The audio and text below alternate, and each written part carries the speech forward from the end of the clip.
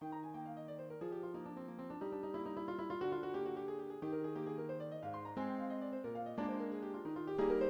festmény Alexandriai Szent Katalin vértanút ábrázolja, aki Maximilianus császár idejében élt az időszámításunk szerinti 3.-4. század fordulóján. A legenda szerint a bálványok tiszteletére rendezett római áldozatokon való részvételt Katalin keresztényként megtagadta, és nyíltan ellenszegült a császár parancsának. Ezért börtönbe vetették, és 50 tanult férfiút küldtek hozzá, hogy a pogányság számára megnyerjék. Azonban a jámbor szűz oly bölcsességgel védelmezte hitét, hogy mind az 50-en megtértek, és keresztényekké lettek. Ezután éles késekkel ellátott kerékkel akarták megtörni. A kínzóeszköz azonban darabokra tört, ezért lefejezték, időszámításunk szerint 307-ben. Szent Katalin a bölcselők, a könyvtárak, a nyomdászok, az ügyvédek, a filozófusok és a magasabb iskolák védőszentje. Emléknapja a katolikus naptárban november 25-e. A 16. században készült alkotás részben megfelel a kialakult Szent Katalin alakját körülvevő ikonográfia szerinti ábrázolásnak. A fiatal királylány koronával, gyöngyökkel, drágaköves aranyékszerekkel felékesítve látható, bal kezében mártíromságára utaló pálmaák található. Erről a kompozícióról a kerék attributuma hiányzik. A kompozíció elemzése szempontjából tanulságos a portré műfajának 16. századi fejlődése. A reneszánsz után a festők nagy része már nem idealizált portrékat festett például egy szent megfestésekor, hanem akár a megrendelő arcképe is megjelenhetett a vásznon. Ezen a félalakos kompozíción is lehetséges egy konkrét személy portréjának megfestése. Ezt mutatja a részben ránk, részben merengve a távolba tekintő bájos arc és szuggesztív tekintet. A Tiziano korai korszakaira jellemző színgazdagság, sajátos és finoman árnyalt színek skálája jelenik meg ezen a Szent Katalin képen is. Ezen felül a Tiziano munkamódszerére jellemző saját kezű változtatások sora is jól megfigyelhető, például a kezek, a ruházat, a díszek és attribútumok megfestése. Tiziano arcképfestői nagyságát hangsúlyozza Vasari is életrajzírásában, mert ő valóban egészen kiváló mester ebben a műfajban. Írja róla.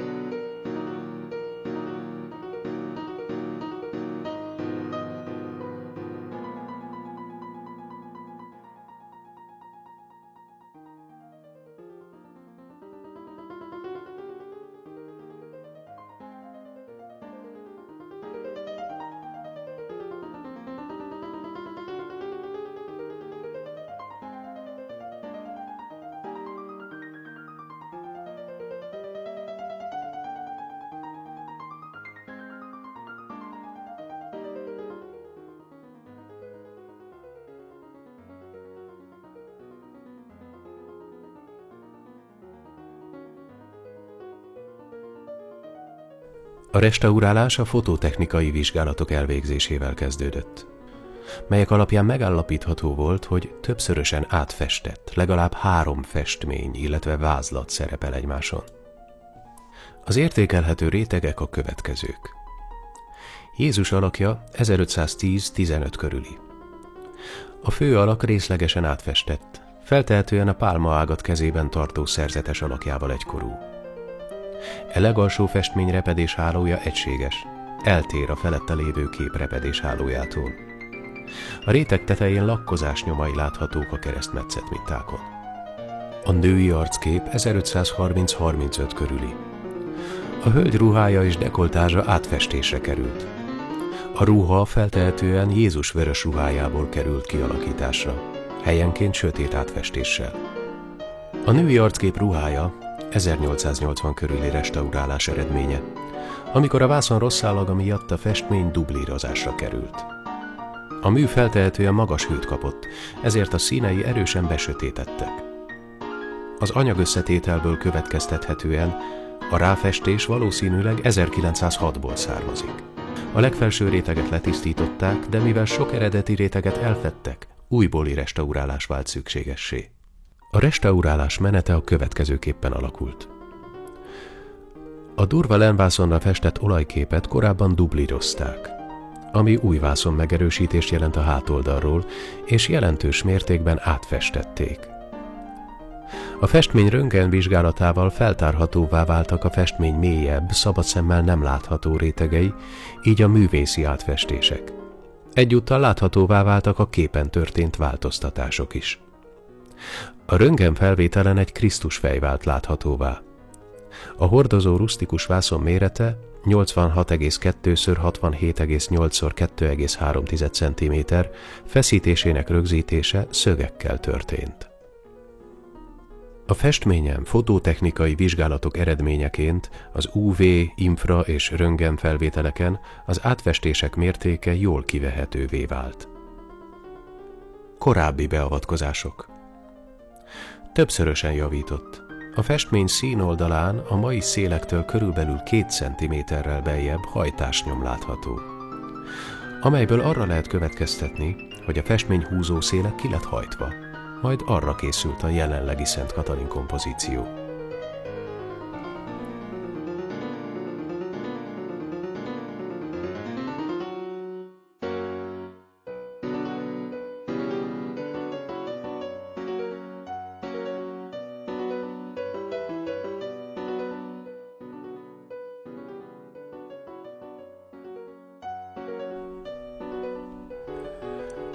Alapozása félolajos vörös bólusz.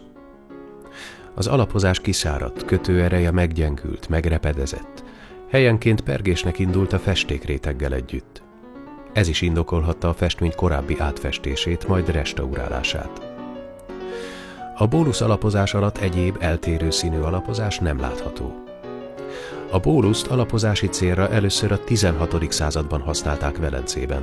Alkalmazása a 17-18. századtól általánosan elterjedt.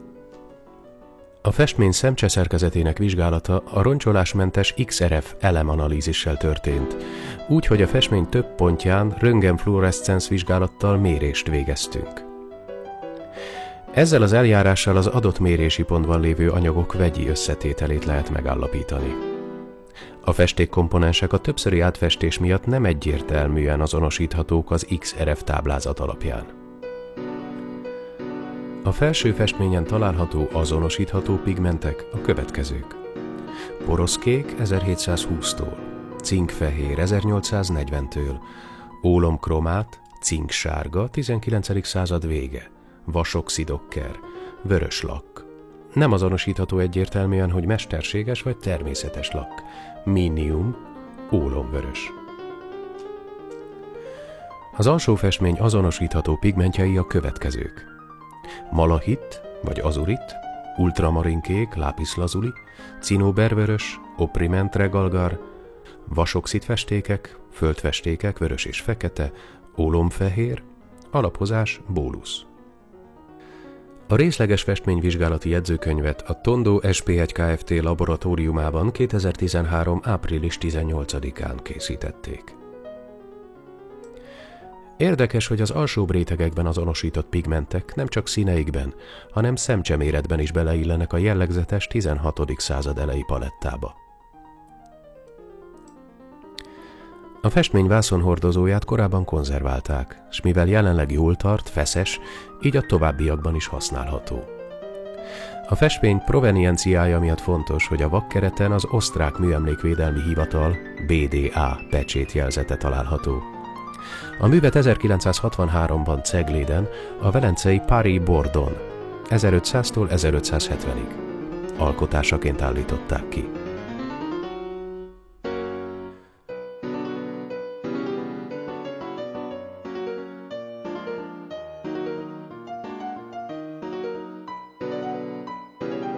A tisztítás célja az előző restaurálás során feltárt, de nagymértékben lekopott festékréteg feltárása volt. A tisztítás igen enyhe oldószerrel óvatosan történt, és ennek során láthatóvá vált a korábbi vászonsérülés.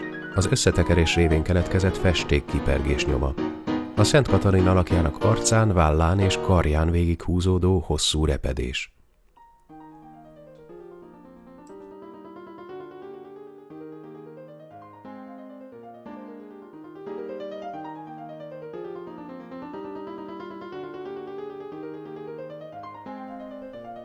A korábbi kittek nagy részét megőriztem, de ahol szükséges volt, krétás alapozóval pótoltam a festékhiányokat.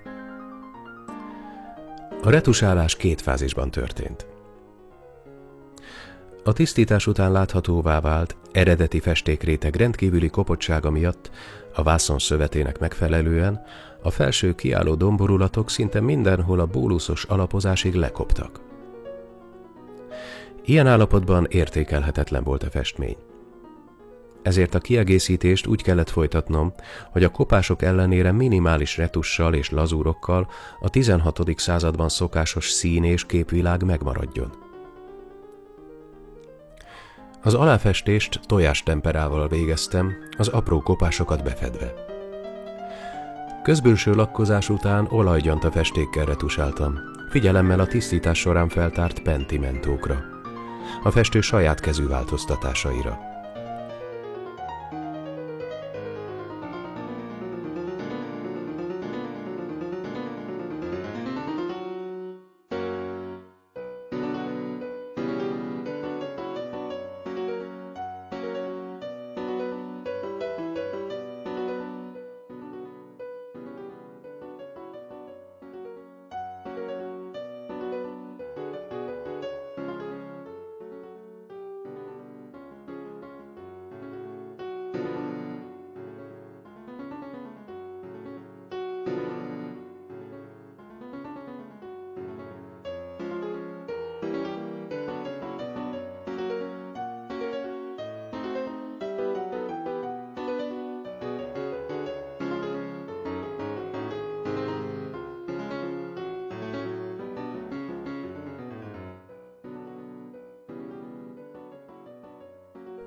Problémát jelentett a kezek és az ujjak többszöri átfestése, valamint a fátyol, a ruhadíszek, gyöngyök és az öv kialakítása is kérdéses volt.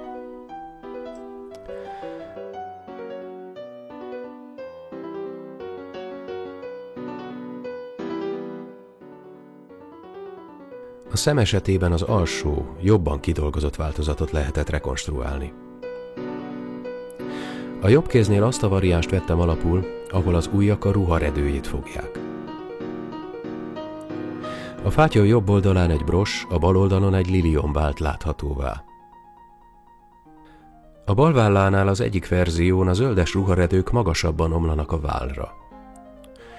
A szent derekán egy öv még szintén látható volt, amely ikonográfiailag a lelki fegyverzet részét képezi.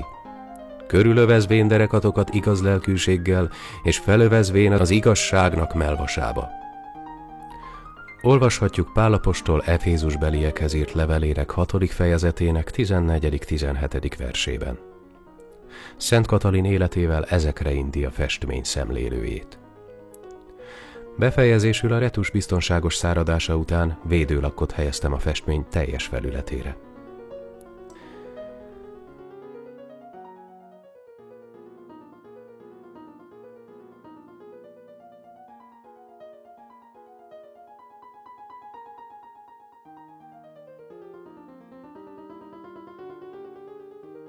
A kép vörös bólusz alapozása és az alsó festmény pigmentjei bizonyítják, hogy több 100 éve keletkezett műalkotást szemlélhetünk.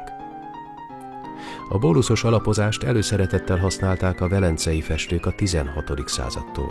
Egyik első felhasználója maga Tiziano és műhelye volt. Tiziano korai korszakaira jellemző színgazdagság, sajátos és finoman árnyalt színek skálája jelenik meg ezen a Szent Katalin képen is. Ezen felül a Tiziano munkamódszerére jellemző saját kezű változtatások sora is jól megfigyelhető. Az eddig viszontagságos időket megélt festmény a teljes feltáró és helyreállító restaurálással művészettörténészek által vizsgálhatóvá vált. Reméljük, hogy hamarosan sikerül megfejteni a még titokban lévő művész kilétét is. Csala Ildikó, festő-restaurátor művész, 2014. július 30.